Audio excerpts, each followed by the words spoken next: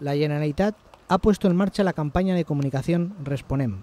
una iniciativa que ha nacido para explicar de forma directa a los ciudadanos las medidas que está adoptando el Consell para la reducción del déficit en la Comunitat Valenciana. Dins d'aquest pla de comunicació, tots els alts càrrecs de la Generalitat tenim que visitar en el que resta de mes de maig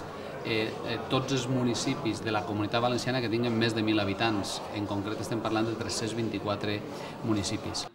El vicepresidente del Consell y conseller de Presidencia, José Ciscar, ha realizado estas declaraciones en Xàbia,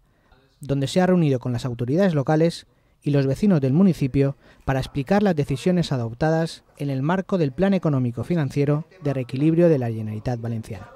Aquestes explicacions es fan en un foro obert on la gent pot preguntar, pot fer suggerències, pot plantejar les seues qüestions, les seues queixes, en definitiva el que tinga per convenient, i nosaltres el que volem fer és explicar a la gent totes les mesures que estem prenent.